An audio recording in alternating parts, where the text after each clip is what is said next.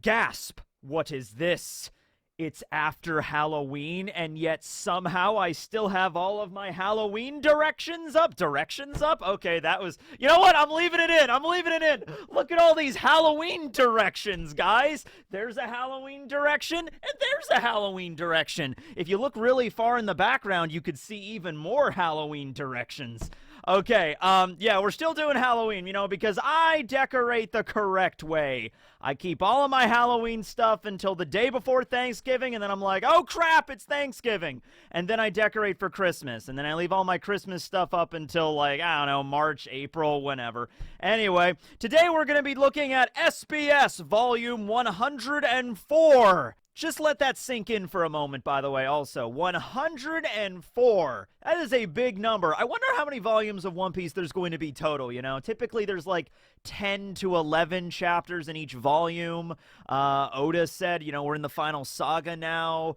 He also said at one point that there wasn't going to be very many volumes after 100, although the way he said that was kind of like, yeah, there'll be over 100 volumes, but it won't be like 200 volumes, so I guess somewhere between 100 and 200. I don't know, 130 volumes? 140 volumes? I don't know. Maybe 110 volumes. Maybe Oda's closer to the end and we just don't know it yet. All right. Anyway, I got to give a big shout out to Artur over at the Library of Ohara because he came in really clutch with this one. With the SBSs, it's always a crapshoot exactly like, okay, the SBS is out, but, you know, where's it going to be translated at and how will the translations go about? And it's usually different people or different, like, places on the internet that they're, you know, they're translated. And sometimes it's like, oh, okay, here's one or two questions and then you have to wait a few days for all the questions to come out. But no, Artur pretty much handled the entire thing here, so go check out his website. I'll leave the links and stuff down below, as well as the link to the One Piece subreddit where all this stuff is located right now if you want to check it out yourself. I also like when Artur does stuff because he also like cites his sources and gives me like other stuff to like, you know, jump off of, like, oh, okay, this was also referenced in chapter 1053 or something. So thanks to Artur. Great person. Also helped me out with that 1.0 Geography is Everything video, which was a huge boom there. Okay, so anyway, we're gonna kick things off right away with Cipher Pol Zero. You know all about Cipher Pol Zero, right? Well, actually, you don't, because we're gonna learn about the names of Cipher Pol Zero. So these are the names of these four individuals. We got the guy with the bowler hat that Randy Troy likes to call Dripper Scarfino. I just call him Fred. Dripper Scarfino is a much cooler name. However, his actual name is actually Ginerka. And this creates a little bit of a problem. Okay, this guy might still be alive. I know. This is the dude that got, you know, he interrupted the fight between Luffy and Kaido. Luffy apparently died. Actually, I do think Luffy did. I think Luffy was technically dead for maybe like a couple of seconds there. Anyway, he interrupts the fight. Kaido's there, and he just looks down at him, and he's like, CP0, do you know what you've just done? You have blue-balled Kaido of 100 beasts! You must now pay the price. And then he's just there with his bowler hat and his scarf, and he just kind of like, doesn't even look up at Kaido. He just kind of takes the brim of his hat and just kind of lowers it. And then Kaido's like, you know what must be done now. Farewell. And he just double hands, overhands the freaking Kanabo in his dragon hybrid form, and he brings down the gavel. All right? So it was implied, go figure, that guy's dead. However, it was also explained, and like I said, Artur cites his sources, in chapter 1053, it was mentioned that when the newspaper was being circulated all over the world, when we saw Luffy's updated bounty with his image in Gear 5th, you know, in the sun god Nika form, that was spread all over the world, and the Gorosei are like, what's going on? Why was that picture printed, right? Because they're trying to keep that whole thing under wraps, and the Marines report that, like, oh, it was Cipher Pol Zero Ginerka. He was the one that sent the image in, which does make sense that it was him because he was the only one that actually went to the roof. Therefore, he would have been the only one to actually see potentially Luffy going into his form. But remember, he interrupted the fight before Luffy even went into Gear 5th and was purportedly killed by Kaido, and then Luffy went into Gear 5th. So, like, I guess it could be an error. It could be where Oda maybe just mixed up the names of the CP0 members. I kind of hope that's the case, honestly, because that would imply that this dude with the bowler hat, Ginerka, he survived the attack from Kaido, and then was able to take a picture of Luffy in Gear 5th when Luffy began his fight anew with Kaido, and then he was able to send that picture into the government to be printed. Now, it's also possible that, like, he could have taken the picture and then died, you know, like, Kaido could have hit him and he could have been, like, super close to death. They are Cipher Pol Zero. I mean, they do have advanced forms of Rokushiki, like Tekai, he has armament hockey and everything like that, but I don't know, like, the image there in the chapter, it seemed like he was pretty damn resigned to his fate. You know, he's like, he understood. He didn't even want to go up to the roof. He knew it was going to result in his death, but he's Cipher Pol Zero. He follows orders. That's the whole point of being, you know, Cipher Pol Aegis Zero. So he went up and did his duty, and then he was like, okay, this is it. I mean, Kaido is in rage mode right now. He's going to bring down the Kanabo and just, like, smash me like an accordion. Oh, well, I guess it's all in a day's living for the world government. And he just, like, kind of, like, lowers the brim of his hat, and he's just, like, getting ready for it. It was actually kind of a cool scene. I kind of felt sorry for the guy. And so we find out that this guy is actually still alive. I'm going to be kind of pissed. All right, I wish I'm going to be really pissed. But no, I mean, like, it's possible Oda could have mixed up the names. Maybe it was the other dude, the tall, lanky dude. Which, by the way, we find out that dude's name is just Joseph, which that's funny in its own right because they're all named after, like, famous portraits or operas, as we're going to find out. So their names are Ginerka for the guy with the bowler hat, and then Maha is the dude with the tribal mask, and then Gizmonda is the name of the dude that has, like, the pink frills, like the lion mane. We actually saw that dude all the way back at Dressrosa. And then we have Joseph, who's the tall, lanky dude. The only person to survive Wano from that we know of was Joseph. He was the one that actually didn't get involved in any fights whatsoever, and then he just left, okay? And we assume that's who leaked all the information. Like, he, you know, took a picture of Luffy while in Gear 5th, and then he got the hell out of Wano as fast as he could. So it still could have been him. Maybe they mixed them up. Maybe the bowler hat guy was supposed to be Joseph, and the other guy, the tall, lanky dude, was supposed to be Ginerka. Maybe it was. I don't know. By the way, Ginerka is the name of a portrait by Pablo Picasso. It was an anti-war portrait in the early days of World War II. And then we have Maha, which is spelled M-A-H-A here, but in the actual, like, real-world painting, it's the nude Maha, M-A-J-A. And it was drawn by Francisco de Goya around 1797 to 1800. Picasso's portrait was, not portrait, but his painting was in 1937 for that. Gizmonda is originally the name of a Greek melodrama from 1894. I'm not going to go into the whole plot of it. I'll show you the picture of, like, the cover of it or, like, the poster advertising it. Then it was later turned into a opera in 1919, a French opera. So, yeah, maybe it got mixed up, or maybe the guy with the bowler hat, maybe Dripper Scarfino Fred lives another day. I don't know. I'm kind of hoping he doesn't, though, because that was actually, like, a really adamant finale for that character. We didn't know much about him, but it's like, you interrupt Kaido's fight when he's having a good time, you're going to pay the price. And if he managed to survive that, like, I don't know, unless he has some kind of devil fruit that allows him to, like, clone himself and be like, I'm going to make a copy of myself, and the copy died. If it's something like that, I guess I'll go with it, sure. I mean, it's possible. You know, none of the other masked members of Cipher Pol Zero were really confirmed to have devil fruit abilities. Obviously, Kaku and Lucci do.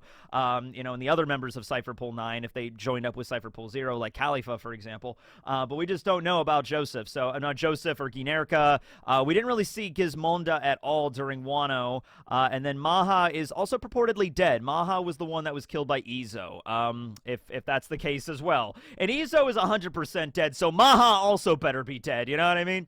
Anyway, that's the situation with Cipher Pol Zero. Moving on to the next question here.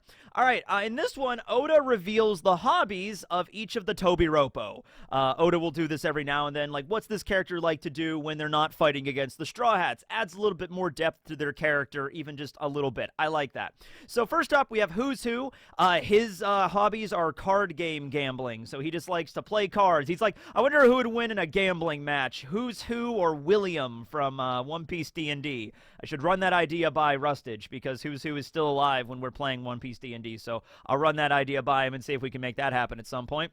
But yeah, he likes to gamble, so there you go. Honestly, kind of funny, that might actually be the origin of Who's Who's name, because Who's Who's nickname is like Who's Who of the Droplets or something, or he likes to talk a lot, he likes to blab. He would make a really good One Piece YouTuber, I think. But anyway, yeah, maybe that's the reason where he got it, because maybe he likes to gamble, but he's really bad at it. Like, he has a really bad tell when he's gambling. Like, he'll just look at his cards and be like, oh my god, guys, this is crazy. I have the worst hand ever. You wouldn't believe it. He's got like a royal flush. You know what I mean? And it's like, but everybody's aware of like, okay, he's saying he has a bad hand. I fold too. I fold, you know? So it's possible, maybe.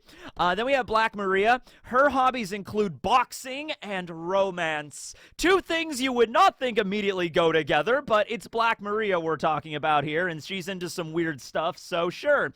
I like to think, like, because we saw her put on like the knuckle dusters and like punch the crap out of Sanji. But remember, there is also a professional boxing circuit in the One Piece world. Like, this actually exists. IDEO was part of it, like the Triple X like boxing league. So there is a boxing, you know, federation or whatever in the One Piece world. It's probably, you know, advertised on like Visual Den Den Mushi, and you can watch the boxing match like tonight, Friday, on the One Piece network. We have IDEO, former boxing champion, up against Black Maria. Maybe that's what she's going to do, provided her spine was not broken permanently by Robin after the end of Onigashima, the battle there. Maybe she'll leave the crew and then go be a professional boxer, and that'll be her thing. There you go. I don't know. And also, she loves romance. So I like to think on Black Maria's day off, you know, while she's a member of, you know, the Beast Pirates, she's just hanging out in her private room in the brothel, just relaxing, watching a boxing match and reading romance novels. Like the really cheesy kind of romance novels. Like, here's the thing. Here's a fun thing to do. Every time you're in a bookstore, I do this occasionally, go into the romance section of a bookstore, and there's just, you know, piles and piles of like paperback books that are just like, they're very stock images on the covers, but some of them are kind of funny. You know what I mean? A lot of them involve the Old West. It's just like the sensitive cowboy or something. So she's just reading that kind of stuff while she's watching boxing matches, right? Yeah, that's funny. Then we have Drake. Drake's is probably the most interesting. So Drake's first hobby is something that we could expect. It's he's a reptile maniac. That kind of sounds like a Pokemon character. You know, reptile maniac Drake wants to battle. Here's Ekans. Here's Arbok. Here's Seviper. Here's, all right, Matt, here you go. Now you got to start thinking about some other reptile-based Pokemon here. Frogs are reptiles, right? Or are they amphibians? Are reptiles amphibians? I don't remember. Here's Poliwrath. Here's Politoed. Anyway, let me know. And also, oh yeah, I guess reptiles also kind of related to dinosaurs, although not as much as birds are. But anyway, yeah. What would Drake's move set or Pokemon set be in a game? Just let me know. All the 6 Pokemon that Drake would have. That makes sense, given the fact he could turn into a dinosaur. But also, the other one that he is listed here is he's also really into astrophysics, apparently. Like, astrophysics mentioned specifically. And I find that fascinating because we're in the One Piece world here, you know what I mean? Not that, like, science and stuff doesn't exist. We see that with Vegapunk right now, and, like, Egghead Island and everything, but, like, astrophysics. To study astrophysics as a pirate or a secret agent of S.W.O.R.D. or whatever in the One Piece world, how would you even go about that? Okay, so astrophysics, by the way, I had to look this up. Here's the Wikipedia article for it. Astrophysics is like more about what celestial bodies are made of rather than where they're located. So it's not about, like, astronomy, I think, is more about studying like the path of the planets or how they move or like the rotation of the Earth or something like that.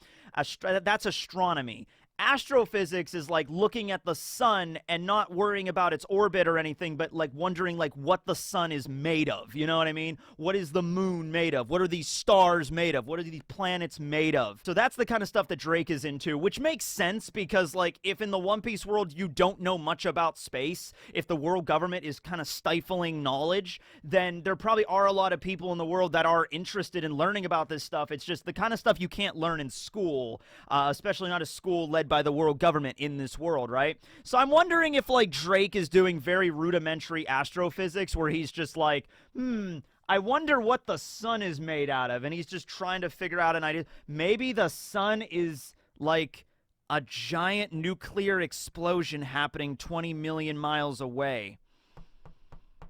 No, that doesn't make any sense. Maybe it's just like there's a dude. Maybe it's the originator. Maybe that's where Ace went. Ace went there, and it's the origin of the Nomi. There you go. That makes more sense. Yeah.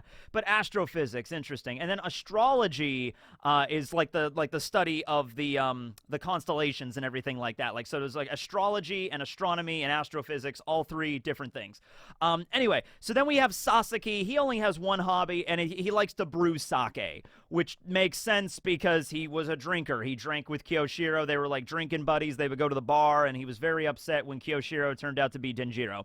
But yeah, Sasaki was like the least developed out of all of the Tobi Roppo, so the fact that he only has one hobby, he likes to brew sake, that makes sense. Then we have Ulti. Her hobbies are accessory crafting, so I like to think that she made everything on like her outfit. She likes kind of like a cosplay model sort of thing, where she just likes to make her own kind of outfits and like put them on, and like she designs her own masks and everything like that, and you know, thinks about like, what am I gonna dye my hair today? You know, she went like the blue and the pink during the Battle of Onigashima. I imagine she changes her hair quite a bit, you know, so that's Ulti. And then we have bullying her little brother as her hobby, is what she likes to do on her days off, is bullying her little brother. And then that ties into page one's. And I feel so bad for page one. Learning more, every time I learn a fact about page one, I feel worse and worse for page one. Page one's hobby is fishing, and that's not weird, but then in parentheses, it's he just wants to be left alone. He just wants time to himself, which you gotta feel page one. You gotta feel it. Like, every waking moment of the day, he's being, like, rided by Ulti, you know, sometimes metaphorically, like, just, you know, verbally, and then other times, like, Ulti's literally riding on top of page one like a sled down a flight of stairs, as with what happened in Onigashima. So, yeah, this is, like, every waking moment for him, you know what I mean? Like, it's like one of those animes, like, you know, Don't Mess With Me, Nagatoro, or whatever. It's kind of like as soon as page one wakes up in the day, he just wakes up and he's like, the few brief moments of silence. Hey, Pepe, how are you doing? Good morning. I made you breakfast. I'm like, oh, God.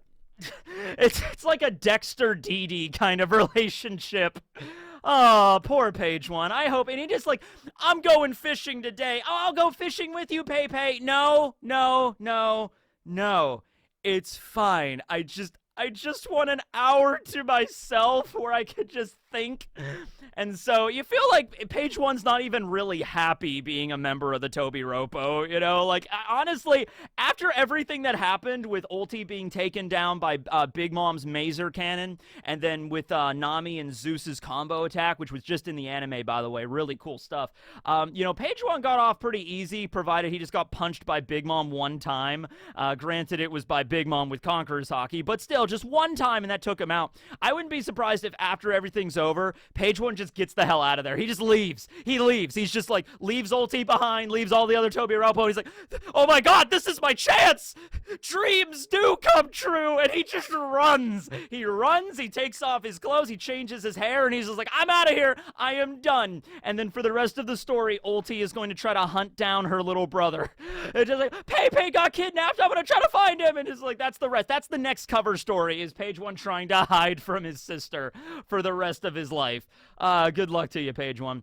Okay, next question. This one is about the Kid Pirates, and it actually reveals their whole backstory, okay? So it's a little bit involved. Basically, the way it works is this. So, Kid and Killer, as well as Wire and Heat, the four members of the Kid Pirates that we always see, you know, they were the first ones to be introduced. Okay, so they all grew up on the same island in the South Blue. We already knew that Kid and Killer were from the South. I don't know if we ever knew Heat and Wire were from the South, okay? So there was one island in the South Blue that was not allied with the world government. Remember, not every island in the world is, you know, allied with the WG. And because it wasn't allied, they didn't get any of their assistance. You know, the Marines aren't going to help them out or anything if there's a problem. So basically, a criminal gang, kind of like a mafia, sort of took up like residence on the island and started ruling it with sort of an iron fist. So it sort of became like, it just says criminal gang. That could be like mafia, sort of like organized crime, or it could literally be like a situation like Ashura Doji back in the old days of Curry. You know what I mean? It could literally just been a hellscape and just a worse place to live, and this gang took up residence there and started acting as the royal family because there was no proper royal family. So there were 4 districts. This is sounding like Hunger Games now. There were 4 districts on this island, and there were additional crime gangs in each of these regions that ruled over that particular region. So now we're getting into like the Yakuza from Wano. So we had Kid, Killer, Wire, and Heat that ran each of these individual regions, okay? Now, Kid and Killer were always friends ever since they were kids. I imagine maybe when they grew up, they got separated. Kid went over here to run this one region's criminal gang. Killer ran the other one. They were like rival gangs for a while. Heat and Wire were also there, and they were kind of like fighting back and forth, like kind of having some like gang warfare and things like that. Anyway, that all changed one day when, now, this is a character that was also mentioned in an SBS a while ago, and once again, Artur cites his sources, mentioned in 87 and 98 SBS respectively.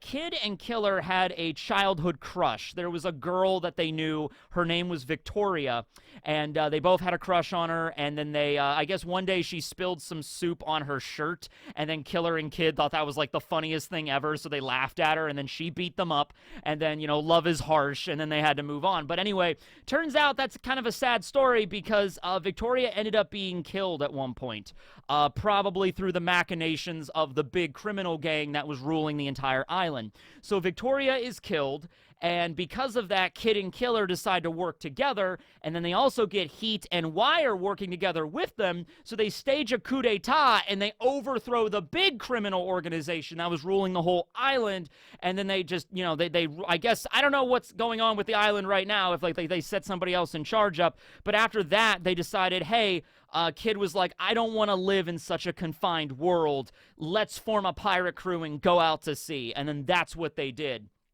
So, yeah, and they named the Kid Pirates crew's ship the Victoria Punk. We've seen it before, and that's the origin of the namesake, because named after Kid and Killer's, like, first crush that ended up dying because of the oppressive crime activity during, you know, when they were kids, you know, growing up and everything like that.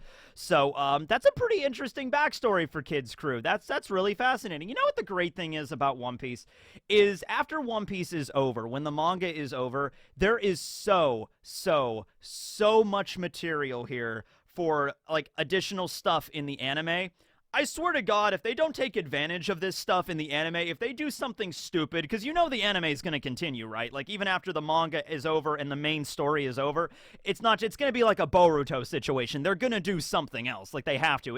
One Piece, as a property, makes way too much money. So, there is so much fertile ground here with the SBS and the data books and all the extra stuff that Oda mentions in, like, interviews and things like that. Like, there's so much things. Like, right there, you could make, like, an entire story arc based around those 2 paragraphs of an SBS alone.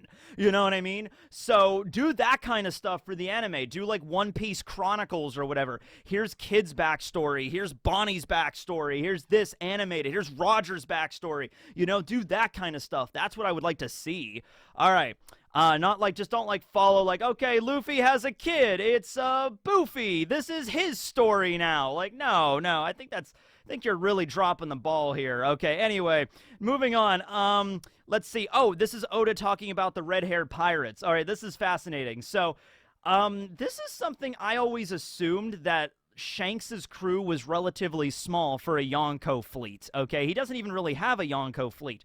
I understood that he probably had other ships that were allied with him, like other crews, just like how Whitebeard had, ships that were allied with him, but they weren't like part of his actual crew, like division commanders or anything. I thought it was something similar with Shanks, because whenever we see Shanks, we only see one ship, which is the Red Force, their flagship, and we only see like the officers on that ship. We see Shanks, of course, Ben Beckman, Yasopp, and Lucky Roo are the ones that are always hanging around Shanks. And then we also see Lime Juice, Howling Gab, Bonk Punch, Monster is the monkey, Honda, I think there was another name for a guy that was there, and so Building Snake was the dude with the snake tattoo, or the dragon tattoo. He might be the shipwright. So we see those guys, but like, honestly, on the Red Force, you don't really see more than maybe a few dozen members, and so it's like, is that all that is on Shanks' crew? Because he doesn't need a lot of people. So Oda clarifies. He says that, yeah, actually, there are more members of the Red Hair crew. He actually has a lot of members. It's just that they don't always move in one unit. So, like how Whitebeard had the Moby Dick. He had this giant flagship where a big chunk of his crew was always hanging out. And then, of course, you have Kaido's crew that moves in big waves, and same thing with Big Mom. Shanks just doesn't operate that way. Shanks has his ship that we always see him on, the Red Force, but there are other ships of the Red Hair Pirates, so the Red Hair crew could actually number in the hundreds or even thousands. They are a Yonko fleet, after all. They have to keep tabs all over the world, and Shanks probably still prizes quality over quantity. So even like the other captains of the other ships, whatever they're called, well, so Shanks is called the Big Boss, okay? And like Yasopp, Lucky Roo, Ben Beckman, they're called the Big Officers, which implies that like there's other ships that they have where, like, let's say the captain of another ship, of a subordinate ship of Shanks, is not the big boss, he's just the boss. And then they're just the regular officers. And then there's Big Boss, Big Officers, which is the Shanks that we always know and see and hanging out with the other crew, okay? So there we go. Now there's other members on the Red Force as well, like Rockstar, and we even saw a few of them, after the end of Wano, like that one dude that had like the gorilla face and everything like that we're talking about Luffy. He's like, I hear Shanks knows all about Luffy, I think that's how he lost an arm. Ooh. So, there are other people. There's maybe like a few dozen on the Red Force itself, but like there's a lot of other ships that are sailing the world under the red-haired flag, and they're not just ally crews, they're actually part of his crew. It's just that Shanks doesn't move in one giant fleet wherever he goes, which is honestly probably smart. Yeah. It also mentions that he does have like a relationship with them, much like how he has, like the Straw Hats have with the Grand Fleet, although he doesn't really rule over them. Same thing with Luffy. So, like, if Luffy was ever really in trouble and he needed some extra firepower, he would probably call the Grand Fleet, but Luffy does not order around the Grand Fleet on, like, a daily basis. That's just not how Luffy rolls, okay? But the Grand Fleet will be relevant at some point, and I'm sure the rest of Shanks' crew will be relevant at some point. Also, I'm going to go see Film Red tomorrow. Film Red, thankfully, got released at my local theater this time. Every other One Piece movie I've had to usually drive like an hour and a half, 2 hours to the nearest theater. So now it's my local theater. I'm going to try to see it in the sub and the dub. I'm going to see the sub tomorrow night and then try to see the English dub on Friday afternoon, and I'm going to make a video about it at some point. I don't know, because, well, okay, Friday is the chapter review, so I'll have to do that in the morning and then go see the movie in the afternoon, and then maybe like in the weekend I'll do a video on Film Red, but Film Red video will be up soon. Anyway, next up, Oda talks about how Hiyori got to Onigashima. I didn't really care about this. I just assumed she snuck aboard a ship, and guess what? She snuck aboard a ship. She actually hid inside of the treasure because Orochi had his big entourage that left the port of Hakumai, that left the Tokage port, I think, and then sailed to Onigashima, and with all the pomp and circumstance and everything, I am Lord Orochi, and I have my entourage! Basically, Hiyori just hid inside of the treasure. And that also kind of showcases whenever, remember when the Scabbards were defeated and weakened by Kaido, someone was healing them inside of the treasure repository. That's who was doing it, most likely Hiyori.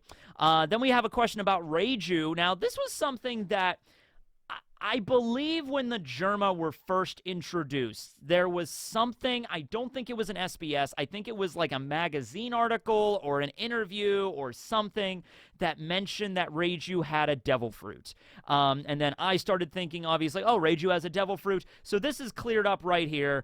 Reiju's powers are an effect of her raid suit, not a devil fruit. Now, you might say, well, she absorbed the poison from Luffy, and she has like an immunity to poison even without her raid suit. And so I guess the way this works is that Judge basically, like, the way that the treatment happened with the way that they were born, he basically had to adapt them to their particular, attacks. So in the case with, like, Niji, he's Dengeki Blue. He has, like, lightning abilities, like electricity abilities. He can use those abilities without his raid suit. They're just not as strong. But he had to, like, subjugate himself to that early on to get used to it. Sort of kind of like Killua in Hunter x Hunter, how Killua had a pretty rough upbringing. He was, like, subjected to shocks all the time, and then he eventually became immune to it. So something kind of like that. Same thing with poison for Reiju, and combustion or fire with Ichiji, and then electricity for Niji, and then for Yonji, he's windscreen. He has like strength, so maybe he was forced to carry like really heavy things as a kid, and then that, got him used to his abilities, and when he goes into his raid suit, it's even stronger. So yeah, the Germa siblings probably did not have very great upbringings. They were probably pushed to the limit every single day because of their like super soldier enhancements. Not great.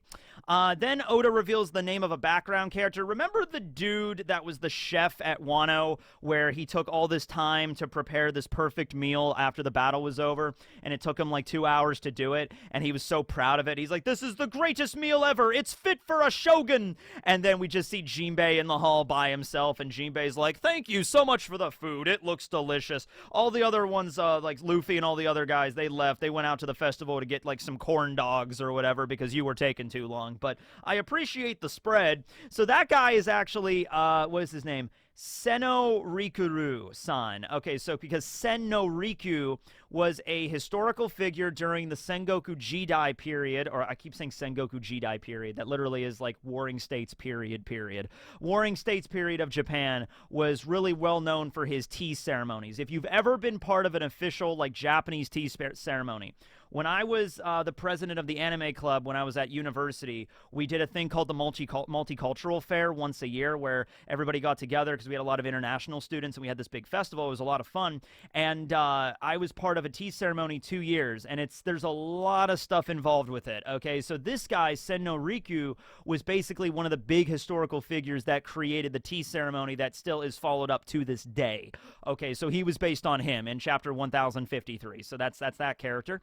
Next up, we find out, oh, this is the big one. This is probably the biggest question of the entire SBS. Are you guys ready for this? Okay.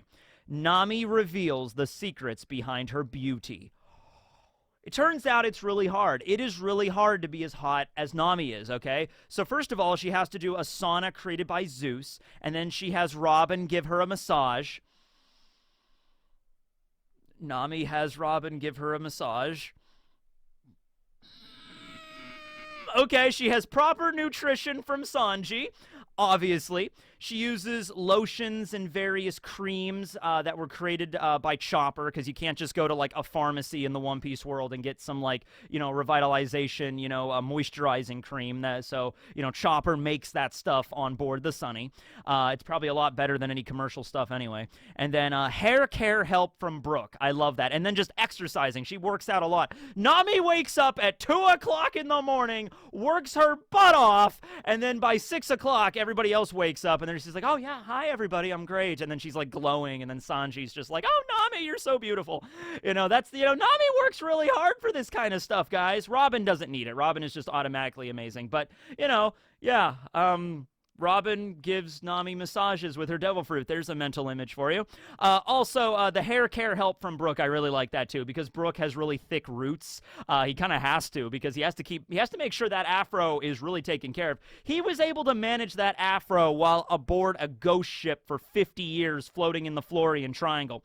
The first thing that Brooke probably did after he got off that ship and he was on the Thousand Sunny is he went over to Chopper and he's like, Chopper, can you make me some conditioner, please? Shampoo, conditioner. I haven't washed my afro in 50 years. And Chopper was like, absolutely, Brooke, I got you covered. You know what I mean? So, yeah. I'm sure he knows how to take care of his afro pretty damn well, I would say. Somebody asks if Yamato wears underwear or a fundoshi. Fundoshi is like a Japanese loincloth. You actually see it in Bleach a few times. But yes, Oda says, well, yes, Yamato. Now, oh God, because I'm talking about Bleach again, now it's going to be Yamamoto. But Yamato, I guess, isn't going to be in the series much more after this because, we're done with Wano now, so maybe I won't make that mistake too much. But Yamamoto also would wear a fundoshi because all of the Shinigami wear fundoshis. So Yamamoto would wear a fundoshi, and Yamato as well wears a fundoshi because he's a samurai. And then the final question is another drawing question from Oda. Somebody asks Oda to draw Zoro's haramaki, his stomach band, as well as his earrings. And so here is the image. We have the haramaki ko. Ko is like a thing added at the end of a Japanese name, denotes like a woman. Like, for example, in Naruto, whenever Naruto uses the sexy jutsu to turn into a woman, that like the fan name for that character is Naruko, because he turns into a woman. Okay, and so then that's haramaki ko. Kind of looks like a mermaid, and then we have the pierced triplet sisters, which are Zoro's earrings given life. And they look one looks really old, one looks really mischievous, and the other one just looks kind of sad. But anyway, like a clown. So anyway, yeah, those are the drawings, and that's the SBS 104. Those are the biggest ones we got. Once again, huge shout out to Artur for this one. Couldn't have really done it without him. But yeah, that's that. I don't really have anything else for you today. I don't have any extra animal facts. Oh, by the way, I do have a little bit of a conflict going on right now. I don't know whether to do octopus facts for the letter O or to do owl facts because I love owls. They're like my favorite bird of all time. I've said my favorite bird is like flamingos and penguins, so I keep changing my favorite bird, but owls are definitely up there. And then there's also, but octopuses though, also, they're so cool, right? They're also very intelligent. I don't know. Help me out with that down below. But anyway, that's the video. Hope you all enjoyed. What was your favorite part of SBS 104 from this one? Let me know down below, and I'll leave Artur's links and everything in the description. You all have a great day. Tekking, signing out.